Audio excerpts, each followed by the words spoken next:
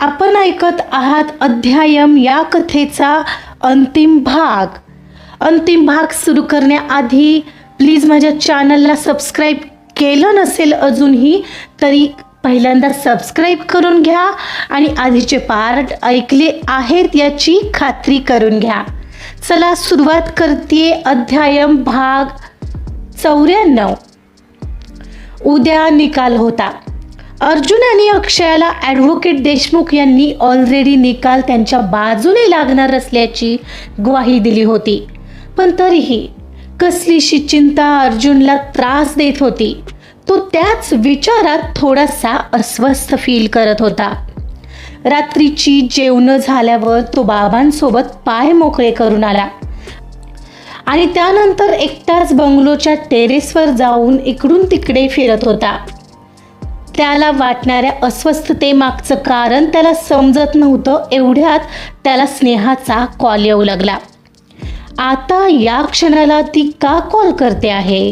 नाही, मी हा कॉल उचलणार नाही. कदाचित तिला मला पुन्हा असंच काहीतरी बोलून उस्कवायचं असेल म्हणून त्याने तिचा फोन कॉल उचलला नाही. पण त्यानंतर त्यापाठोपाठ तिचा लगेचच मेसेज पडला. प्लीज अर्जुन, एकदाच कॉल उचल, मला तुझ्याशी बोलायचं आहे. तिच्या या मेसेजने त्याला उगाच अस्वस्थ वाटलं. उचलावा का नाही या द्वंद्वात फसलेला असताना त्याला पुन्हा एकदा तिचा कॉल येऊ लागला. त्याने न राहवून तो उचलला. पण पाठीमागे अक्षय त्याला शोधत आलेली. काय आहे स्नेहा? फोन उचलताच त्याच्या तोंडून बाहेर पडलेले शब्द ऐकून अक्षया समोर न येता तिथंच आडोशाला थांबली. आता सगळं संपलंय. तुझ्या गुणांमुळे तू अशा परिस्थितीत आहे. प्लीज आता जुन्या गोष्टी उकरणं थांबव. तू पुढे जा आणि आम्हालाही पुढे जाऊ देत, अर्जुन म्हणाला. म्हणजे तू बरोबर आहेस. तुझं काही चुकलं नाहीये ना अर्जुन? मान्य आहे अक्षयासारखं मला समजून घेता नाही आलं तुला, पण तुझं काही चुकलंच नाहीये का? जे प्रेम तिच्यावर करतोस आणि ज्या प्रेमाखातर तिच्याशी गोडीने वागतोस तेवढ्यापैकी 1% तरी प्रेम तुला माझ्याबद्दल वाटत होतं का? तू हा प्रश्न स्वतःला विचारून पाहिलास का कधी? तुम्ही कितीही प्रेम करा, पण आपण समोरच्या व्यक्तीसाठी करत असलेले प्रयत्न अर्थहीन असतात जर आपण त्यांना हवी असणारी व्यक्ती नसू. बरोबर बोलते ना मी? काय? तू काय प्रयत्न केलेस ग? आणि हेच वाक्य मी तुलाही म्हणू शकतो, नाही का? जे जुळणार नसतं ते उगाच जुळवून घेण्यात उपयोग नसतो, कळलं ना? तू प्लीज ठेव फोन आणि यापुढे मला फोन करू नकोस. नाही, तू करूच शकणार नाही. मी आता ब्लॉकच करतो ना तुला, म्हणत पटकन त्याने फोन कॉल कट केला आणि तिचा नंबर ब्लॉक करून टाकला. अर्जुनने तिचा नंबर ब्लॉक तर करून टाकला, पण तिनं बोललेलं ते वाक्य आता त्याला त्रास देत होतं. आधीच किंचित अस्वस्थ फील करणारा तिच्या बोलण्यानंतर आणखीन अस्वस्थ फील करू लागलेला. त्याचं मन त्याच्यावर पुन्हा प्रश्न करू लागलेलं की खरंच मीच चुकलोय? मनावर आदळणाऱ्या त्या प्रश्नासह त्याने केसांमध्ये हात घातला होता. एवढ्यात मागून अक्षया बोलत आली. अर्जुन, इथे काय करताय? झोपायचं नाहीये का? हो, झोपायचं आहे ना. काय झालं? अस्वस्थ का वाटतंय इतके अर्जुन तुम्ही? ठीक आहे ना सगळं? म्हणजे टेन्शन घेण्याचं काही कारण नाही आहे. उद्याचा निकाल आपल्या बाजूनेच लागणार आहे. तिने जाणून घेण्याच्या प्रयत्नासह त्याला प्रश्न केला. हो, आय नो. पण स्नेहाचा पुन्हा कॉल आला होता. अक्षू काहीही बरळत होती. तो ही गोष्ट लपवणार नाही याची खात्री तिला होतीच, पण त्यानेही ते लगेचच सांगितलं पाहून तिलाही जरा समाधान वाटलं. तिचं नेहमीचंच आहे हे, सोड ना. नाही ना अक्षू, मला माहिती आहे मी काही चुकीचं वागलो नाही आहे, पण तरीही मला मी खरंच चुकीचं तर नाही वागलो ना असं सारखं वाटतंय. मला कळत नाही आहे मला आतमध्ये काय छळतं आहे. तुमचं मन निरागस आहे अर्जुन. तुम्ही दुसऱ्या कोणाला जाणीवपूर्वक हर्ट नाही करू शकत आणि म्हणून तुम्ही असा विचार करताय. तुम्ही इनोसंट आहात म्हणून हा विचार करू नका आणि उद्याच्या निकालावर लक्ष केंद्रित करा. आपण जिंकणार आहे अर्जुन. सगळं छान होणार आहे. तो तिच्या शब्दांवर लक्ष केंद्रित करत म्हणाला. तरीही मनाच्या कोपऱ्यात काहीतरी त्रास देत होतं. त्याकडे दुर्लक्ष करत तो स्मित करत होता. ते त्याचं हसू पूर्ण नव्हतं हे तिलाही जाणवत होतं. चल जाऊ खाली, तो म्हणाला आणि दोघंही खाली जायला निघाले. त्याच थोड्याशा अस्वस्थतेत तो बेडवर आडवा झाला आणि अक्षयाही अगदी त्याच्या जवळ आली. त्याचा किंचित त्रासलेला किंवा ओढलेला चेहरा तिनं ओंजळीत पकडला आणि अचानकपणे जवळ येत अनपेक्षितपणे त्याच्या ओठांवर हलकेच ओठ टेकवले. तिच्या त्या स्पर्शाने दोघांमध्ये एक अद्भुत शांतता पसरली. अर्जुनच्या मनातील सगळे विचार, त्या अस्वस्थतेचा गोंधळ, सर्व काही तात्पुरतं थांबलं होतं. अक्षयाच्या स्पर्शाने त्याला एक अनोखी शांती आणि उर्मी दोन्ही एकाच वेळी अनुभवायला मिळाली. त्याच क्षणी त्याला असं वाटलं की काहीतरी बदलतंय. त्या क्षणातल्या अस्वस्थ भावनांची गती हलकी झालेली आणि तिच्या जवळीकतेचा अर्थ त्याला वेगळ्याच दिशेने घेऊन चाललेला. Akshaya, I love you. त्याच्या तोंडून तिला आणखीन जवळ खेचत बाहेर पडला. Love you too Arjun. पुढच्या क्षणाला दोघंही एकमेकांच्या त्या गहिऱ्या मिठीत एकमेकांना कडल करत झोपण्याचा प्रयत्न करत होते.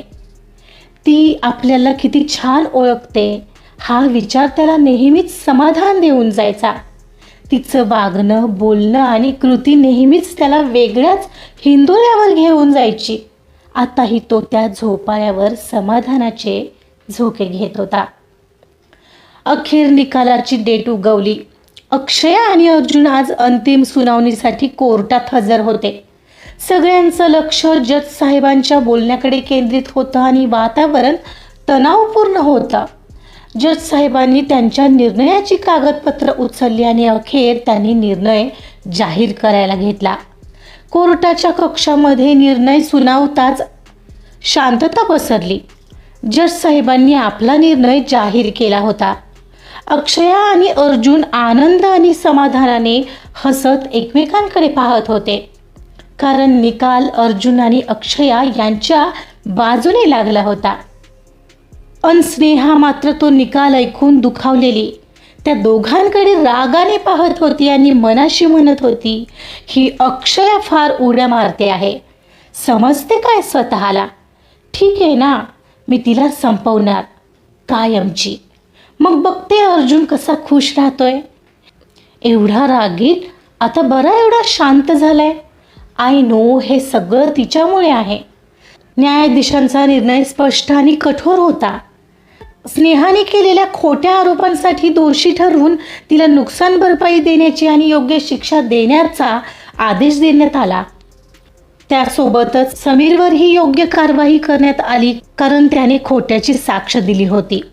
अर्जुन आणि अक्षया यांचा निर्णय आणि त्यांची सत्यता सन्माननीय ठरली होती. कोर्टाने या प्रकरणावर योग्य तो न्याय दिला होता आणि सर्वांना योग्य मार्ग दाखवला होता.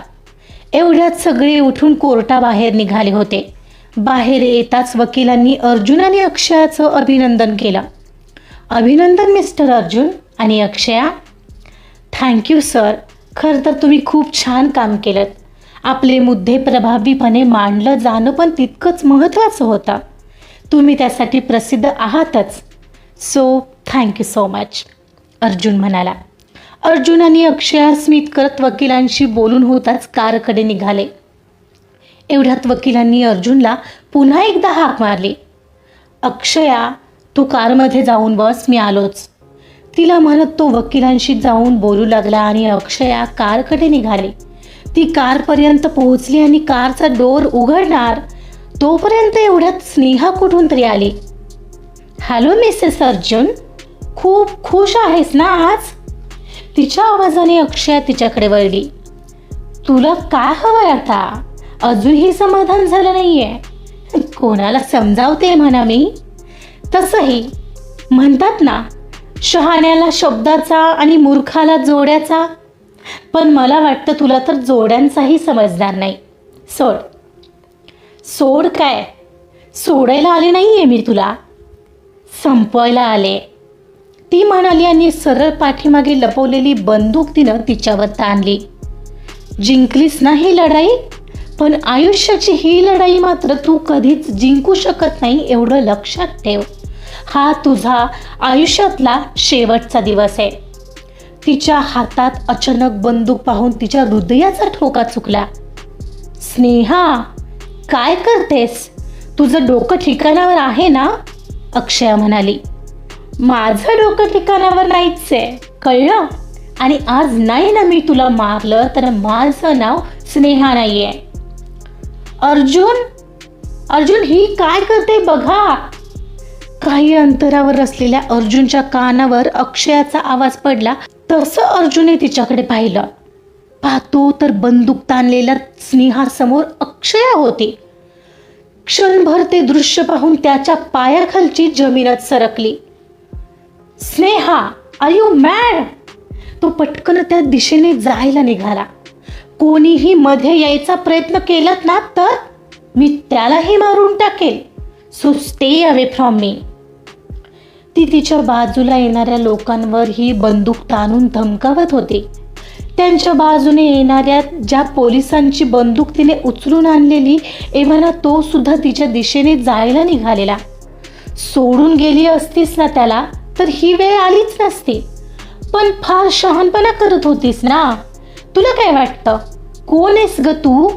तुला ना मी आज सोडणारच नाहीये. नजरेच्या एका कोपऱ्यातून स्नेहाला पोलीस इन्स्पेक्टर तिच्याजवळ येताना दिसत होता आणि अर्जुनही हळूहळू त्याच्याच मागोमाग जवळ आलेला. तशी तिनं अक्षयावर गोळी चालवलीही, पण अक्षयाने कशी बशी ती वाचवली आणि अर्जुनच्या दिशेने धावली. तशी स्नेहाने पुन्हा एकदा गोळी चालवली आणि त्यावेळी अक्षयाला वाचवायला अर्जुन मध्ये आला. अर्जुनच्या खांद्यावर गोळी लागलेली. तो खाली कोसळला. अर्जुन, अर्जुन तुम्ही ठीक आहात? अर्जुन. अक्षया रक्ताच्या थारोळ्यात पडलेला त्याला पाहून वेदनेने म्हणाली, पण त्याच्या चेहऱ्यावर बस वेदना होती. त्याला बोलताच येत नव्हतं. आणि तिकडं पोलीस इन्स्पेक्टरने स्नेहाला आता पकडलेलं, पण ती आता बंदूक सोडायलाच तयार नव्हती. त्या झटापटीत त्यातूनही एक गोळी आकाशात फायर झाली आणि एक क्षणाला पोलिसांनी बंदूक सोडली आणि क्षणाचाही विलंब न करता स्नेहाने बाजूला जात तिनं स्वतःवरच गोळी चालवली आणि ती खाली कोसळली. तिला कदाचित माहिती होतं अक्षयावरील या जीवघेण्या हल्ल्याची शिक्षा नक्कीच कठोर असेल आणि त्यात गोळी अर्जुनला लागलेली. तेवढ्याच काय ते शिक्षेतून ती सुटली असेल, पण मन मात्र खूप जास्त वेदनेत होतं. ज्या प्रेमाची अपेक्षा तिला होती ते तिला कधीच मिळालं नव्हतं ना मिळणार होतं. तिच्या हातात आता काहीच उरलं नव्हतं जे अगदी सहज अक्षयाने मिळवलं होतं. आणि आजही अर्जुनने तिच्यावरचं प्रेम सिद्ध केलं होतं.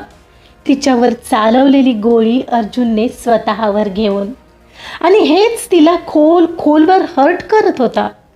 खाली कोसळल्यावर तिच्या डोळ्यांच्या कोपऱ्यातून एक सलणारा अश्रू शेवटचाच ओघळला. अर्जुनला तातडीने हॉस्पिटलमध्ये ॲडमिट करण्यात आलं. त्याला गोळी लागली होती, तरीही ती काढण्याचा प्रयत्न डॉक्टर करत होते. तो वाचणार होता. फारशी गंभीर बाब नव्हती, पण त्याला सुखरूप पाहायला अक्षयाचा जीव कासावीस झालेला ती अस्वस्थतेत बाहेरच एरझाऱ्या घालत होती. अक्षयाने लगेचच बाबांना कॉल करून कोर्टात घडलेल्या घटनेची माहिती दिली होती. सो ते सुद्धा हॉस्पिटलमध्ये जाण्यासाठी निघाले होते. पण जोपर्यंत अर्जुनला भेटत नाही तोपर्यंत तिच्या मनाला समाधान वाटणार नव्हतं. ठिकाण होतं सिटी हॉस्पिटल. ज्या नात्याची सुरुवात हॉस्पिटलपासून झालेली त्याच हॉस्पिटलमधून अर्जुन आणि अक्षयाचा पुढचा सुखाचा जीवन प्रवास आता सुरू होणार होता. अर्जुनच्या आयुष्याचा हा अध्याय त्याला खूप मोठी गोष्ट देऊन चाललेला, ज्याचा तो खरा हकदार होता, ती म्हणजे अक्षयाची सोबत. त्याला आता ICU मध्ये शिफ्ट केलेलं. त्याची तब्येत फारशी गंभीर नव्हती, पण काही वेळ ऑब्झर्वेशनसाठी तर ICU मध्ये ठेवणं गरजेचं होतं. ऑपरेशन सक्सेसफुल झालंय. डॉक्टर सांगत बाहेर आले तशी अक्षया आणि तिच्या बाबांनी त्यांच्याकडे धाव घेतली. डॉक्टर, मी त्यांना एकदा पाहू शकते का? हो, काळजीचं काही कारण नाही आहे, पण काही वेळासाठी म्हणजे संध्याकाळपर्यंत त्यांना ICU मध्ये ठेवावं लागेल. तर नर्सची मदत घेऊन तुम्ही त्यांना एकदा पाहू शकताय, पण एकच कोणीतरी जाऊ शकतोय, लक्षात घ्या. ओके, ठीक आहे. तरीही त्यांना रिकवर व्हायला साधारण किती वेळ लागेल? फार वेळ नाही, पण ॲटलिस्ट 2 ते 4 आठवडे लागू शकतात. Okay, thank you. डॉक्टर निघून गेले आणि अक्षया थोडा वेळ विचार करत राहिली आणि पुढच्या क्षणाला बाबांना म्हणाली, बाबा, मी आलेच हा त्यांना पाहून, म्हणत ती त्याला पाहायला निघाली. नर्सच्या मदतीने ती काहीच वेळात ICU मध्ये होती. त्याच्याजवळ आली तर तो डोळे मिटून पडलेला. तिच्या येण्याची चाहूल लागली की लगेचच त्याने डोळे उघडले. अर्जुन, कसे आहात? बरं वाटतंय ना आता? त्याचा हात पकडून तिने विचारलं. नाही म्हणालो तर काय करणार आहेस? गप्पा हो, खरंच नाही बरं वाटत आहे का? डॉक्टरांना बोलावू का? ती काळजीने म्हणाली. आहे ग मी ठीक अक्षू, आणि सध्या डॉक्टरांची नाही, बायकोची गरज रे मला. तो स्मित करत म्हणाला तशी तीही हसली. बरे अक्षू, आता किती वेळ असं झोपून राहायचं? कधी सोडणार आहेत ग मला? उद्या ते मलेशियाचं एक क्लायंट भेटायला येणार आहे. खूप सारी कामं करायची आहेत आणि यार हे काय मध्येच? अर्जुन, गोळी लागली तुम्हाला. थोडे दिवस कामाचा विषयही नाही काढायचा आहे, समजलं ना? ती त्याला दटावत म्हणाली. अगं मी करेन ग, ही गोळी काय छाटछूट आहे. मी एक्झरसाईज करून कमावलेलं शरीर आहे. असल्या गोष्टी मला नाही रोखू शकत. 1 दिवस आराम करेन आणि मग मला जावं लागेल. नाही, असं काहीही होणार नाही आहे. मी असं करू देणार नाही आहे. हवं तर मीटिंग मी आणि शिखर अटेंड करतो. अगं पण तुला जमणार आहे का? मी जमवून घेईन, पण हेल्थची तडजोड नाही करून देणार मी अर्जुन. अहो, जान है तो जहान है. तुमचं शरीर व्यवस्थित असेल तर तुम्ही काम कराल, पैसे कमवाल, ते काही नाही. माझं ऐकायचं की नाही तुम्हाला? ती जरा डोळे मोठे करून म्हणाली तसा तो गप्प झाला. तिच्या त्या प्रेमळ दटावण्याने त्याच्या गालात किंचितशी स्माईल आलेली. तो तिला खूप प्रेमाने न्याहाळत राहिलेला. तिलाही ते जाणवलं. काय झालं? हसताय का असे? कोणीतरी इतक्या हक्काने सांगतं ना अक्षू, तेव्हा किती भारी वाटतं, सांगू शकत नाही. तो असं म्हणाला तसं तिच्या चेहऱ्यावरही हास्य उमटलं. तेव्हा त्याला तो प्रसंग पुन्हा आठवला, जेव्हा असंच त्याला बरं नसताना स्नेहा थांब म्हणालेली. बरं नाही तर थांबावं माणसाने, पण नाही, सांगून काही उपयोग होणार असेल तर सांगावं पुढच्या माणसाला. नाही, जा तुम्ही, तुम्हाला तिथेच ऑफिसमध्ये जाऊन बरं वाटेल, म्हणत त्याला घराबाहेर काढत तिनं दार लावून घेतलेलं. तिने जवळ त्याला घरातून बाहेर पिटाळलेलं, जणू तिला काही फरकच पडत नव्हता. मग अनेकदा तिच्या वागण्यावरून त्याला वाटून जायचं, खरंच तिचं प्रेम तर आहे ना आपल्यावर. तो विचारात हरवलेला. एवढ्यात अक्षया म्हणाली, अर्जुन, तुम्हाला काहीतरी सांगायचंय, सांगू का नको काही कळत नाही आहे. कशाबद्दल आहे, बोल ना. मगाशी वकिलांचा फोन आलेला. ते म्हणाले की स्नेहा गेली. व्हॉट? आय मीन कसं काय? त्याने विचारलं तसा तिने त्याचा हात हातात घेतला आणि त्यावरची पकड घट्ट करत त्याला म्हणाली. ते तसं घडलं आणि त्यानंतर तिने स्वतःलाच गोळी मारून घेतली. ओ, इट्स सॅड. तो भलतीकडे पाहत म्हणाला. काल रात्रीचा तिचा फोन कॉल त्याला आठवल्याशिवाय राहिलाच नाही. बरं, जाऊ द्या तो विषय. तुम्ही आता तो विचार नका करू. तुम्हाला सायंकाळपर्यंत ठेवतील ICU मध्ये, मग हलवतील नॉर्मल रूममध्ये. So take care yourself. Okay. बरं, मी आहे बाहेर. ती बाहेर जायला निघणार तर त्याने तिचा हात पकडला. हे अक्षू, थांब ना इथेच थोडा वेळ. तो अगदी भावूक होत म्हणाला, कारण ती गेली की त्याचे विचार चालू होणार हे त्याला माहिती होतं. तिने आजूबाजूला पाहिलं आणि होकारार्थी मान हलवत तशीच त्याच्या बाजूला थांबली. तिच्या बाजूला असण्यानेच त्याला फार बरं वाटत होतं.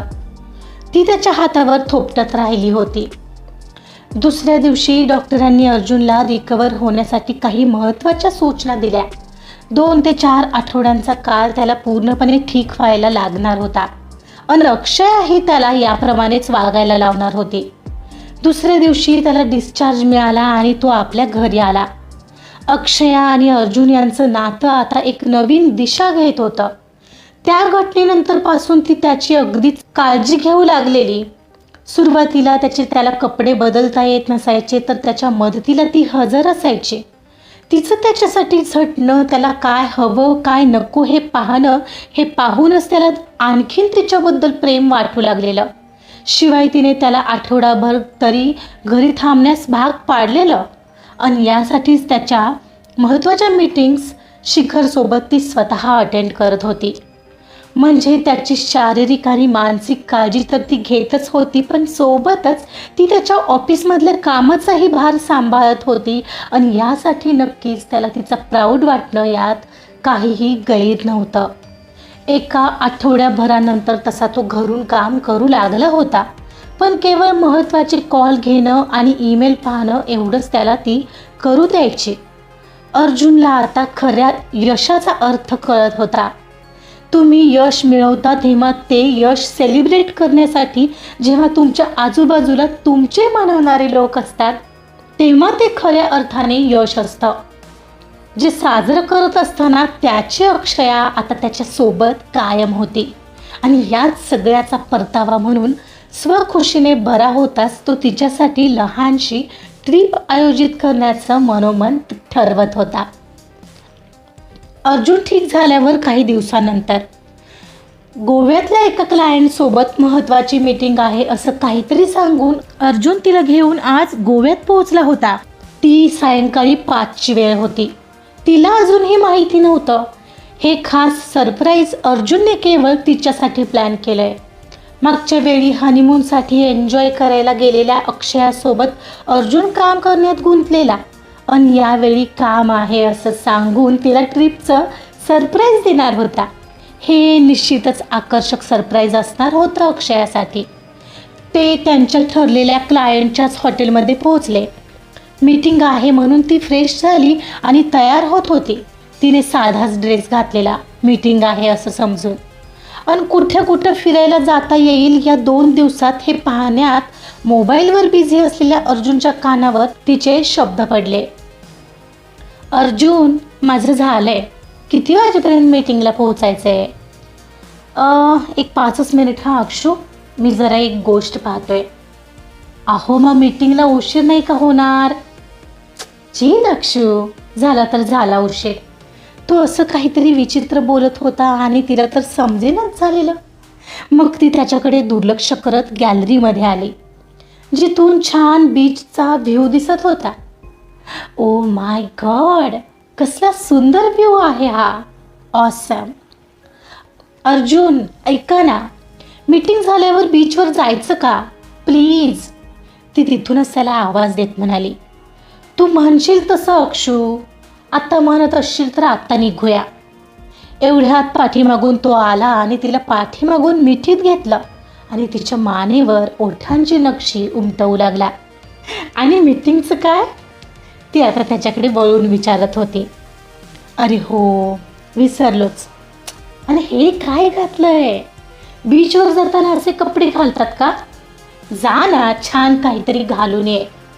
त्याचं आत्ता कुठं तिच्याकडे लक्ष गेलं. बीचवर? पण आपण तर मीटिंगला चाललोय ना. हो पण हे असे कपडे नको. ऐक ना, मी तुला आत्ता परवा गिफ्ट दिलेला ड्रेस घाल ना, अर्जुन म्हणत होता. परवा दिलेला? अर्जुन, तो ड्रेस मीटिंगला चालेल का तरी? R you sure? मी सांगतोय ना घाल म्हणून, मग घाल, तो डोळे मिचकावून म्हणाला. ओके, आलेच म्हणत तीही संभ्रमातच खरंच ड्रेस बदलायला गेली. तो मात्र गालात स्मित करत राहिलेला. ती काहीच वेळात आली. तिला पाहून अर्जुन हरकून जाणार नव्हता हे तर अशक्यच होतं. चल मग निघूया. हो चला म्हणत तिनं पर्स घेतली, सोबतच नोटपॅड घेतली.